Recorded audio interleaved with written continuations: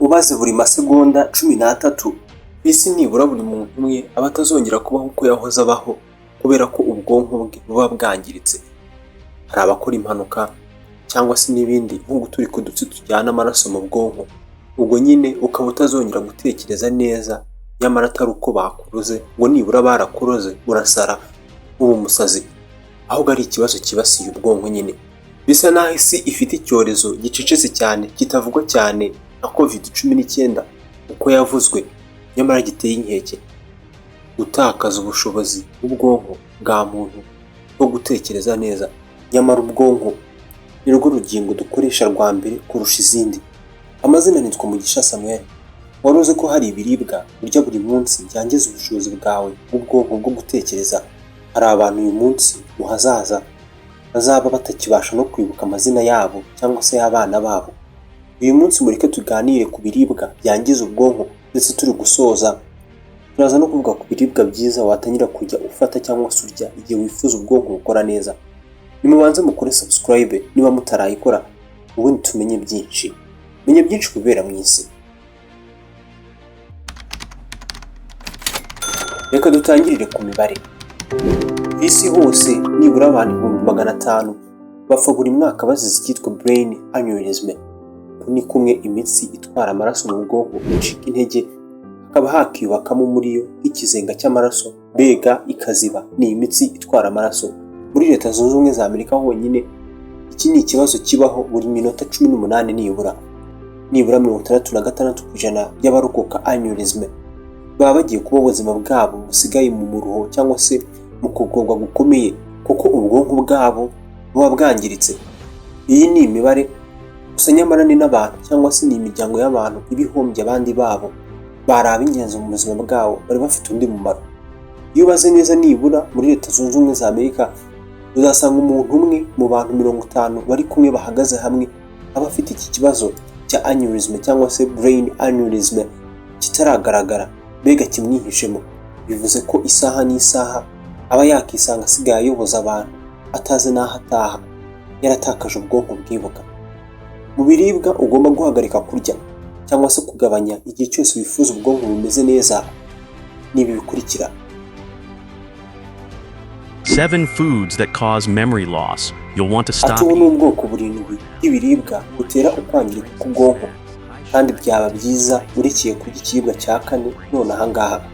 Ikiribwa cya mbere, ibinyobwa birimo amasukari menshi ndetse n'uko kurya bifite amasukari byitwa snacks, keke n'ibindi. Iyo urya isukari nyinshi bizamura kwivumbagatanya mu tugingo dukoze ubwonko, ndetse bikongera umubare w'utunyangingo tw'ubwonko dupfa. Amafanta, amabombo ku bana bato afite amasukari, iyi migati y'isukari botsa mu ifuru. Ikiribwa cya kabiri, amakaroni.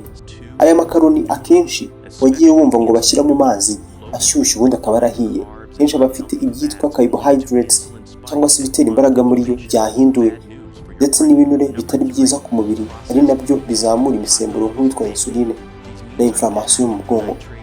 Ikiribwa cya gatatu, izi nyama zakorewe mu nganda, harimo sosiso, saradine. Ni inyama ziba zifitemo ibinyabutabire nka nitrate ndetse n'ibinyabutabire bituma ibi biribwa bidapfa, bizwi nk'ama preservative, byose byibasira ubwonko, ndetse no mu bushakashatsi bwemeza ko bigabanya n'ubushobozi bwabwo bwo gutekereza no gushyira mu gaciro. Amafiriti ni ikiribwa cya kane. Ibinure biboneka muri ubu bwoko bw'ibiryo cyangwa se bw'ibiribwa bibangamira uburyo amaraso agera mu bice by'ubwonko vuba cyane, nko kuyatinza nyine. Urugero rwiza cyane igihe yerekera mu bwonko ni amaraso, ubwonko buzasa n'uburimo igihu. Mu bindi biribwa bibi ni ibiribwa tubonamo ibikorano cyangwa se ibinure by'ibikorano nka margarine n'ibindi nkabyo. Ni produits zifitemo ibinyabutabire nka trans fats.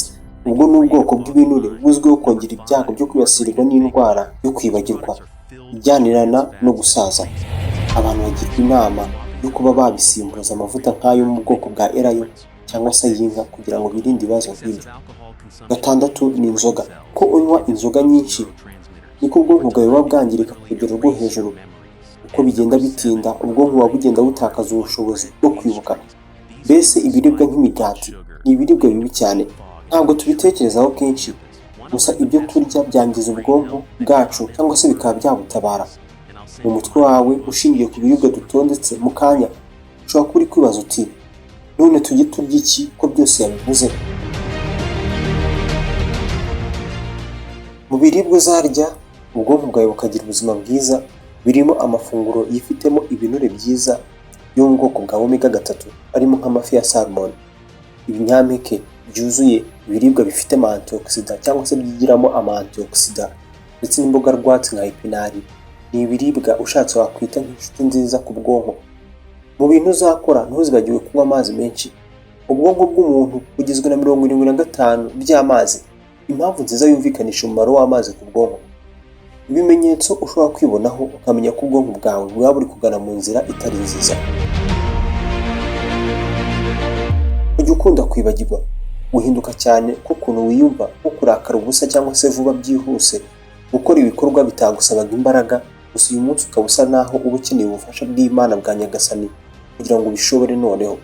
Ibintu nko kugenda bisanzwe bikaba bisigaye bikugora, gufata ikintu runaka kugira ugifatishe bikaba bikugora, gususumira nyine. Utumenyetso nk'utwo utwirengagiza bishobora kukuganisha mu murongo utukura.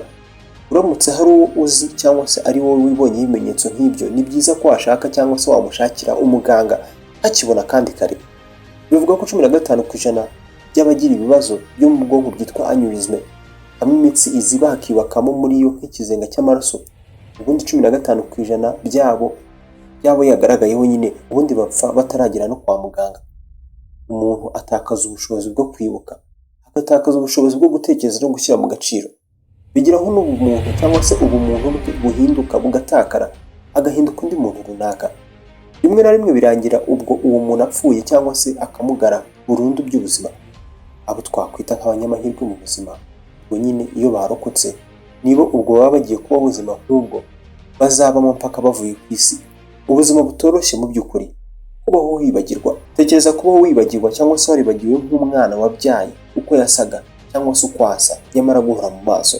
Hari abarimu bagiye bibasirwa n'iki kibazo bakisanga batanakibuka amazina y'abanyeshuri babo. Uyu munsi bivuga ko umuntu iyo akoze imyitozo igorora umubiri nibura iminota 30, ubwonko bwe buhita bwinjira mu cyiciro cyo gukora neza mu gihe kingana n'amasaha 24. Icyiciro ubwonko buba butekereza neza. Bivuga ko imyitozo igorora umubiri inongera ingano y'amaraso agera mu bwonko, bituma utunyangingo twabwo dukura ari twinshi, aribyo byongera ubushobozi bwo gufata mu mutwe ndetse no gutekereza. Indwara z'akarande nka diyabete n'umuvuduko w'amaraso uri hejuru n'izindi ndwara zangiza imitsi itwara amaraso mu bwonko, ibintu bituma zishyirwa ku rutonde rw'ibintu byongera ibyago byo kurwara stroke no kwibagirwa bya hato na hato. Kurwanya no kwirinda bene izi ndwara bifasha cyane mu kongera ubushobozi bw'ubwonko no gutekereza.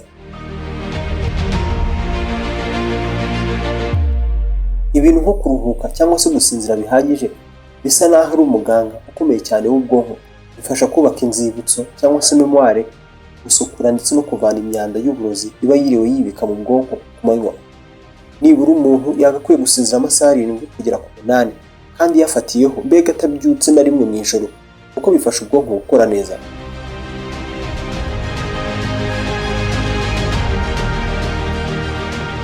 Ubwonko ni urugingo rw'ingirakamaro. Sinzi ngo unkurikiye uri hehe, gusa iyi nkuru igukoze ku mutima, hereza ikiganiro like, ujye munsi y'iyi video wandike ijambo ngo duhereze ibindi, nanjye ndashyiramo agatege ubundi turusheho kubona amasomo y'ubuzima. Reka tuzasubire njyewe utaha.